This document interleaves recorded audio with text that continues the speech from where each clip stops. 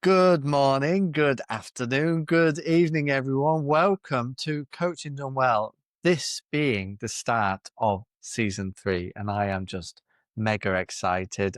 My name is Shane Leaning. If this is the first time you're tuning in, I'm here in China, usually in Shanghai, but currently from a hotel room in Hangzhou as I'm doing some really meaningful work with a school. And this is my wonderful, wonderful co-host, or I'm his co-host, whichever way around. This is the incredible Jim Thompson. How are you doing, Jim? Well, good, Shane.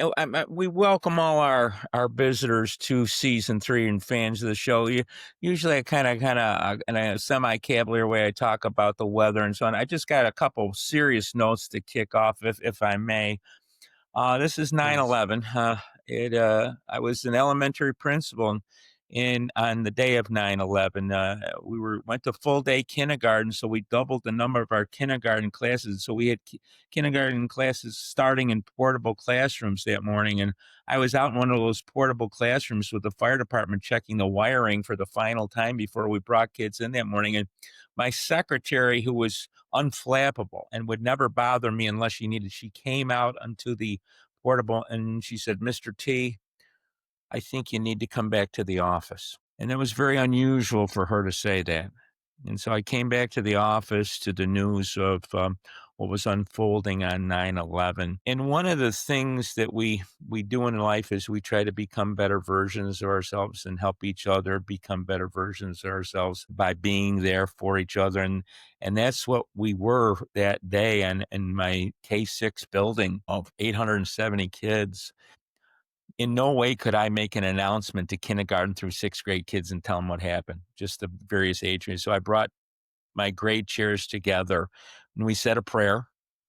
And I said, I'm going to ask you to do something very challenging, but I need your help. Your kids in each grade level know you better than anybody else. Would you, as a grade team, decide how, in the best way, you're going to communicate what's going on to your kids, whether it be in kindergarten, 1st grade, 6th grade? And they did. And it was just magnificent. And we sent home a letter that day to parents saying, this is a pretty scary day, but we are there for your children. We are there for your children today. Tomorrow, we will have counseling for them because we are a family, and a family sticks together through thick and thin. So that was a memory. And another personal note out there. I have a good friend, Dr. Neil McNeil in Perth, Australia. He brilliant principal, turned around many schools, written up in London newspapers, Melbourne and Sydney newspapers. Good friend for 30 years. He is not in good shape. He is not doing well. My good friend, Dr. Ray Boyd, who was probably Neil's biggest protege, brilliant principal in Mm, Perth, keeping me up. So my prayers to Neil McNeil and his family out there. And on 9/11, when we talk about, tough times, but we stick together as a family. We are there for each other. We notice each other. We care for each other. And I think now more than ever, that idea of noticing, making sure that you have a sense of belonging and caring, uh, it's there. So I appreciate, Shane, the opportunity for a few personal notes this mm. morning to start off our season 3. And we're so privileged to have our fans and followers out there. Shane, let me turn it over to you. What's on your mind as we start season 3? Absolutely, Jim. And prayers for Neil for sure. And of course, this is such a significant day for many, many people around the world. Thank you for sharing what you shared today, Jim. I think it really kind of brought to mind some themes that are so important in the world now, that importance of noticing other people around you and where they're at and how they're feeling. And then what you seemed to demonstrate through that time, 24 years ago now, was that power of communication and communicating transparently, humbly, and kindly to your community. And we were chatting before, and those kind of themes has never been more important than today as well, have they? Like in the world, like the importance of noticing, listening, understanding, and communicating well with each other, which I know is something that we're wanting to develop in our small way through this show, right, Jim? You're absolutely right. You're absolutely right. The idea of being Yeah. noticed and having a sense of belonging and being affirmed. being affirmed. Well, let's talk about this show and the season ahead. So, That's the way it anyone goes. tuning in for the first time, welcome, welcome, welcome. This is Coaching Done Well. Um, it has been an absolute pleasure over the last year and a bit, or a couple of years, to be co-hosting with you, Jim, and talking to some incredible people and each other about this thing we call coaching and about communicating. We've gone wider than coaching, really. We've been talking about nurturing, communicating, and developing ourselves as professionals, especially in education, but also as humans. And our mission is to just kind of keep these conversations going. We have got a really exciting season ahead with no doubt some incredible guests coming up. But today, the idea is it's just Jim and I. I want to talk a little bit about what our visions are for the year ahead. What are our plans to lean into our own development? What are our hopes for the year? So I'd love to throw it over to you first, Jim, and then I've definitely got a few ideas. Like, what are your hopes for the year ahead in this space? Well, I'm gonna follow Ted Lasso. We've got a new season coming up in him, and he says, "Be curious and not judgmental." Michael Mm. Bungay Stanier says, "Stay curious." I don't want to jump to conclusions. I want to be a better listener. I'll talk to you about a couple things that I got in my mind. One of a macro piece and one of a micro piece. The macro piece, I've been thinking a lot about this. What's my focus? And we're talking about coaching done well. And Atul Gawande's great quote that coaching done well may be the greatest impact for human intervention. And we've been talking a lot, and we need to continue to talk a lot about coaching. But what are we coaching? We're coaching instruction. Instruction. Yes. I had the great honor of working with the great late Madeline Hunters, who indicated that the greatest determinant of student success was not a Chromebook, it's not a curriculum, but the greatest determinant of student success was the teacher. You can have a great curriculum and you don't have great instruction. I don't know where we're going Yeah. to go. So I started, okay, crystallize this, Jim. Well, let's get down to a granular level. What are you really thinking about on this idea of instruction? And here's what I'm thinking about. I'm thinking about a true north for me is a focus in how we can advance the notion of having evidence of all students meeting success with challenging work. How do we advance the notion of having evidence of all students meeting success with challenging work? That's kind of like my true north right now. We talk about rigor and high expectations, and we talk about 21st century challenges. That's kind of where one of my notions is right now. And we've got a lot of good players already on the field. Jim Knight, Tom Sherrington, Doug Lamoff. Got a new player out there, Zach Groschel, in the field of instruction. And I want to listen to more and more of a variety of people out there. And there's a Mm. couple books coming out, Shane. A couple books come out. One of them is this pretty good looking one right here. Okay, I got my copy. It's brilliant. It's Shane, you and Ephraim got this brilliant book out there. I want to meet you sometime so you can sign it. This is a good one. Uh, Thank you, Jim. been blessed that a great new book that came out with three fans of the show, Rachel Lofthouse, Trista Holwick, and Jason Booten. It's called Coaching with a Purpose, Learning Encounters for Educational Change. It's an important book. Colleague Casey Kazorik and I are honored to have our case study on video instructional coaching. They chose that from all the case studies on video instructional coaching were chronicled in here. We're honored. And there's two That's books coming out in this fall. I gotta get in my Amazon cart. Lord, I gotta tell get me about it. one is called Coaching for Adaptive Expertise by Sarah Cottingham, Hallie Hughes, and Adam Colebook. Two of them are I know fans of the Yes, show. I'm buying Coaching for Adaptive Expertise. And me then too. I'm putting in is Growth Talk by Chris Monroe and John Campbell. I'm Yes. I want to get those books. I'm not getting any money for promoing. If you want to send me a free book, I'll give you my address offline. But thank you very much on that. But they're brilliant people. Yeah, they're brilliant people. I'm going to buy their book. I'm going to buy their book. And here's the micro level now. Micro level. Then I'm going to hand it over to you. Dan Yeah. Heath wrote this great great book called Reset. Yeah, the Heath brothers, The Power of Moments, Stick to, and he talks about leverage points. And leverage points are vital points where small changes can yield significant results. Small changes, big results. Well, people don't have budgets. We don't want to study something to death, and because we're just kids can't wait. Kids can't wait. So here's three notions of um, leverage points that we could do immediately. We could do this moment, won't cost you a nickel.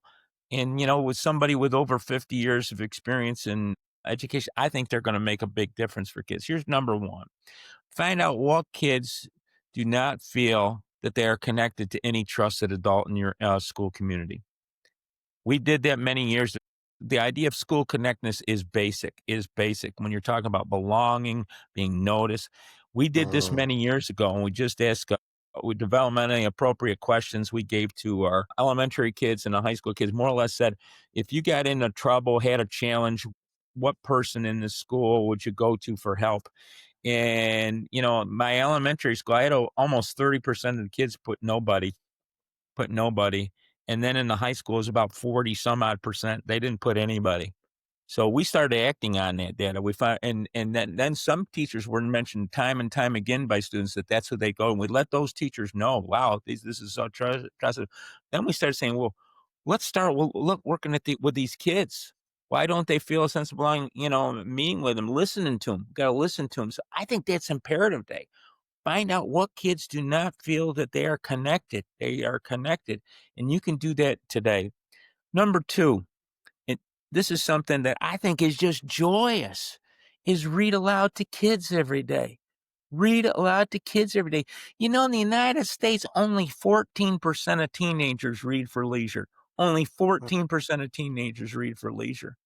The power of story. I used to love being as an elementary principal. I'd had like 5 sections, 6 sections each grade. On a Friday, I would let the teachers know in advance. I'd bring, let's say, on one Friday, I'd bring in the entire first grade, and I bring 100 kids into a gym, and I'd have my book, and I'd let all the first grade teachers give them an extra break. Give them an extra break. Get out of here. And I'd spend 40 minutes with the kids reading aloud to them and having fun with them. And they'd see me as a Prince of Pale, the last 3 letters, Pale capitalized. And we had so much fun together. I taught 15 years at the college level. Almost every class I did read alouds. You wanna get I taught Canadian kids from all over the world. The first class we did Fox and Socks by Dr. Seuss. We did Reader's Theater. We did choral responses. One kid said, "You had me at hello." I continued reading it. So read aloud to kids. Number two. Number three, invite every teacher to video 8 minutes of their practice. yeah. 8 minutes of their practice. Look at it. Don't have to share with anybody else. Identify a goal that they'd like to work on. Post all the goals. Post all the goals. I need help, and see who in that school culture can help you with those goals. And Lord, how about if the district says, boy, we see this need coming up time and time again, a teacher driven need. Maybe we ought to help. That's where we ought to listen more to the teachers to kind of figure out what do they need. Three things we could do today. We could find out what kids do not feel connected to the school and the adults in the school, read aloud to kids, and then be there for them with the inviting teachers to video their practice, inviting teachers not for evaluation but for improvement. We could do that today. We could do that today. I'm 70. I'm going to be 76 years old, but I still have a bias for action. And Shane, I know you put your Nikes on every day. Do they sell Nikes in China? So I've got well, funnily enough, they're called Leaning, which is my surname. The Leanings, but they've got the Nikes. Yeah. Well, let me turn it over to you. You gave me the first shot. What's on your mind, Shane? Well, you've just got me thinking so much, Jim. Thank you for sharing all that. I mean, there's so much. I was scribbling notes down as well. I mean, first, that point that you mentioned about evidence of all students meeting success with challenging work really resonates with me. And it's so interesting that you then jumped to talking about one of those books you mentioned, which is Coaching for Adaptive Expertise, because in the last 2 days, I've been lucky to speak to in some way, either over text or over call, to all three of the authors of that, Sarah, Adam, and Hailey. And a couple of them went to Research Ed, which is like a conference. It's like in the UK about education research. I think they even do a few in the US. Yes. And in there was someone, and if someone's listening and knows who said this, it was good, who was talking about getting 100% of students 100% engaged, something like with 100% success as well. Like how could we move towards that? What would that look like? And I thought, gosh, it's quite bold, but what an exciting challenge as well. So that really resonated for me. If you're listening in online, do say. And by the way, welcome to those who are listening in. I know we've got people joining on LinkedIn. We've got people joining on X. I saw Ruth Barsby, you've given us a like and a wave. That's lovely. It's great to have you here, and it's great to have everyone else here. If you have comments, as Jim and I are chatting, this is why we do it live. We're not just recording a polished podcast and cutting out all the bits where we fluff our lines. We're here live with you, and we want it to be a community thing. So please get in touch. I love those three things you said. Trusted adults. I had a great chat only a few months ago with a guy called David Ingram, who was principal at Dulwich College in Shanghai. He's moved to Singapore now, but they were just rolling out a trusted adult program there. And I really resonate with that kind of work, ensuring every child has a trusted adult. Read aloud. Who's not to love that? And 8 minutes of practice, of recording yourself. I think I'm going to bring out our 8-minute challenge. For those who haven't heard of our 8-minute challenge, in season 1, we launched this challenge to you as teachers or as leaders or whatever practice you do. Can you record 8 minutes video of your practice in some way, and then watch yourself and ask yourself some great coaching questions, or even better, get someone else to ask you these great coaching questions and see where it takes you. We guarantee you it will take you somewhere. And in fact, if you go all the way back to season 1, and we've got the whole archive on Spotify and Apple Podcasts, wherever you go back, you can see Jim coaching me through 8 minutes of my video, which was just awesome, super impactful. Let me dig that out, and I will post it online so people have got access to that, because we gave a little resource away for free just to help scaffold that for you. Yeah, for me, as I'm thinking through this year, I'd really like this year to be a year of help ensuring as many schools are doing professional development that actually works. So I'm making like a bit of a personal commitment to myself that I only engage in work that I believe is going to be sustainable. So that might mean saying no to the one-off. If someone asks me to come and do a one-off workshop, that might mean me saying no to that. But to working in a sustainable way. I'm working with a school right now in Hangzhou in a really great, sustained way. And I think this is important, because I think schools have limited budget, limited time to work on PD. We need to make sure it's PD that counts. And like we know through the brilliant people we've spoken to, we know how good professional development happens. We know it's centered around what's meaningful to the teacher in the room. We know what a lot of evidence says. We know how to do it, and yet we keep tripping up. So that's a commitment that I'm making, and also to learning for myself. So I'm really excited to keep learning through Coaching Done Well. This is one of my prime learning spaces, to learn from great people like you, Jim, and from wonderful guests and to keep growing as I've grown through what we've done so far. I'm also really excited that although I've got coaching qualification already in organizational coaching and been doing coaching work, I've decided to take on an additional qualification just to kind of keep me sharp. So there's a level 7 International Center for Coaching and Education qualification. That's for like international schools. And I'm going to get into the learning seat again and improve my coaching practice and get some real good mentorship from some great coaches and keep improving that. So that's one thing I really want to lean into, because coaching is something that we know can have such a huge impact if done really well. And I want to make sure that when I'm coaching or working with coaches, that it is coaching done well. And then thirdly, this is like something I'm super giddy about, Jim. You might see me talking online about this. I have always been the biggest fan of an organization called the Teacher Development Trust, which is a charity in the UK committed to great quality professional development. Started many years ago by the wonderful David Weston, who has a great book with Bridget Clay called Developing Great Teachers. And they had an associate qualification that I maybe did about, gosh, it must have been 5, 6 years ago now with them. And it was one of the best professional development I learned, where I learned the research behind how teachers learn, how organizationally we can structure PD in an effective way.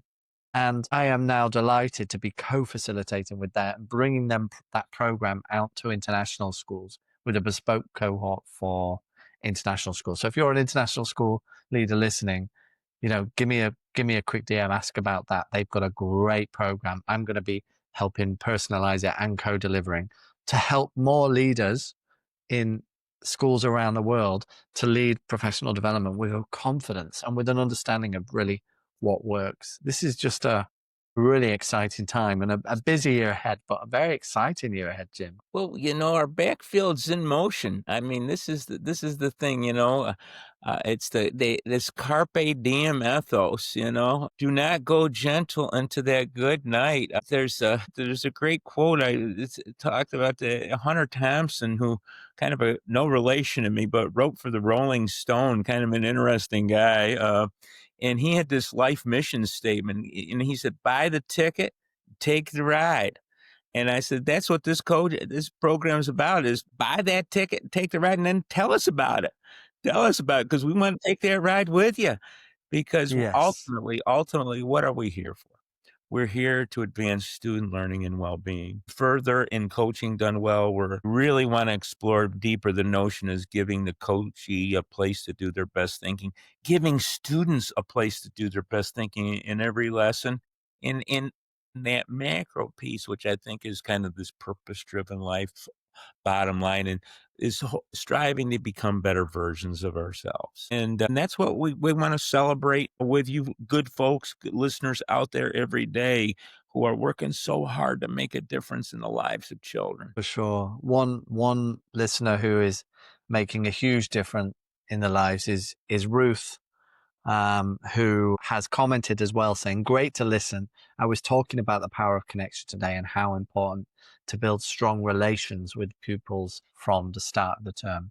Hear, hear, Ruth. Ruth also picked up on your passion for reading, which I know someone else has as well. I also thoroughly enjoyed listening to a child read aloud to me and other pupils today, which inspired connection to be built and learning to be extended, making natural connections and learning together. That's awesome, Ruth. And they're really picking up on what you said there, Jim. Also, another one of our biggest fans, Jim, not biased at all. My wife, Emma, is also listening in today, and she's a writer. So, of course, she said this very eloquently. Jim mentions reading aloud to kids. Couldn't agree more. As an adult not working in education, I'm revisiting the power of this. It's a way to feel safe, connected, and held. A secret, silent permission to listen without the demand for a reply, a chance to engage without demand, no matter the age of the being. I think we all enjoy being read to aloud. What do you think about that, Jim? Well, thank you, Emma. Thank you, Emma, out there. I mean, isn't this what the power of story? I mean, we all have our stories. Shannon Moran said that trust really begins really when the coachee feels safe enough to share their story. Time and time again, I've had people, adults, tell me that they didn't remember what they learned in biology, or they didn't remember what they learned in math, but they remembered after lunch each day. They hurried back to class because the teacher would read a chapter from, like, Treasure Island, or Red Badge of Courage, or Tom Sawyer, or and they just sat there with rep, and they told me that the kids who really goofed around all day during the class, they were just transfixed, and the kids couldn't wait to get back to that story time. And I did that with 12th graders. When I was an elementary principal, I most of my years, I opened up the initial faculty meeting of the year. Here's the first faculty meeting with a read aloud because shouldn't I model a love for reading and celebrating reading as a principal? Shouldn't I do that? I remember one year reading Jane Yolen's Owl Moon, and sharing those marvelous illustrations. And there was kind of like a magic moment, Mm. a few minutes with this coming at the being here and sharing stories. So it's easy. It's easy. I hope more and more people do it. Yeah, it's we all have those memories, don't we? And I think it's more than just the pages. It's more than just the story. It's a moment of connection between you and the person who's reading to you as well, which watching a TV or a film just can't give you that same thing. It's a gift when someone decides to share their story with you. And I absolutely love that. I know we're going to listen to lots of stories over these next few months and season at whole. We've got quite a few episodes packed in, including our next episode, which is gonna be in a few weeks' time. What did we say? It's gonna be Second, October 2nd. October 2nd. And how exciting is this? October 2nd, we are going to be on the same time zone, Jim. We're going to actually be on the same time zone, not these crazy like opposite sides of the world, but we're going to be together because I'm going to be in DC, um, working with at the Festival Education, also working with the brilliant people at Frederick County Public Schools to support them with some change. And yeah, that means, but we're going to still go ahead with this. So we'll both be up first thing in the morning. Hopefully, I look as bright as you that time in the morning, Jim. But I'm really excited about that. I love that. God, I'd love the opportunity to co-present with you on this side of the pond one day. Jim Knight, he's got the great TLC conference coming up in early October in Phoenix this year. Jim, if you're listening, Shane and I would love to co-present with you in 2016 at TLC. We'd love to be there. We could do our show intermittently and showcase your speakers. So Jim Knight, just if you're out there, we love TLC. Sign up for TLC. It's the showcase world. But we'd love to do that. So Shane and I, that's one of our goals is to kind of get together on this side of the pond to co-present one day. Absolutely. And I just want to say, everyone who's listening in live, like, thank you for listening in. Or if you're listening on the podcast, Spotify, Apple Podcasts, wherever you listen, it's such a pleasure. And please get in touch. Give us a message. We're on LinkedIn or X or wherever you want to find us. Reach out to Jim or I. And if you fancy it, reach out and say, could I come on and get coached for 10 minutes? Come on and let's give you a little coaching session, totally free. Jim, I'll let you do that, Jim. I'm so not confident to do that. But come along, come onto the show. We used to do that a few times, and I think that's a really great experience for you and also to demonstrate some of the power of coaching. So please get in touch and talk us through what you're thinking, what your challenges are, and what your hopes are. It's wonderful to be part of this community. So let's just make the most of it. Jim, do you have any final closing words before we finish up today? Well, the Heath brothers wrote this book, The Power of Moments, and I think that's what life is about, powerful moments we try to create for children, for each other, for our community, for each other. And I'm proud and privileged and honored for season 3, Shane, to be the partner with my Shanghai-based friend and having some fun with this. We just this is in our heart, in our head, and we really care about our listeners. We care about people. And we ad lib, sometimes we're building the planes we're flying at, but people out there tell us that that's their delight, that they love to kind of listen and see what's going to happen. And we hope we're going to invite some great people this year again. And we thank all our listeners out there, not only for listening to us, but also working so hard on behalf of children. And Shane, I'm just honored to partner with you again. Thank you so much. I'll turn it over to you to kind of wind up this first show. The honor is mine, Jim. And I've been corrected on X if you're listening in on X. Yeah, Emma says, I think Shane thinks I'm here for him, but between you and me, Jim, and a few other people, I quite like you. So there you go. There you go. A true fan there, Jim. Jim, it's been an absolute pleasure today. I cannot wait for our next episode in October. Everyone else, keep an eye out on the Coaching Done Well page on LinkedIn. We do regular updates there, and you will be able to save a spot and pop it in your calendar for when our next show is. So keep up to date. And for all of you who are just starting the beginning of a new year, I hope you have a wonderful term or semester ahead. Take care, everyone. Take care, Jim. Take care. Thanks all.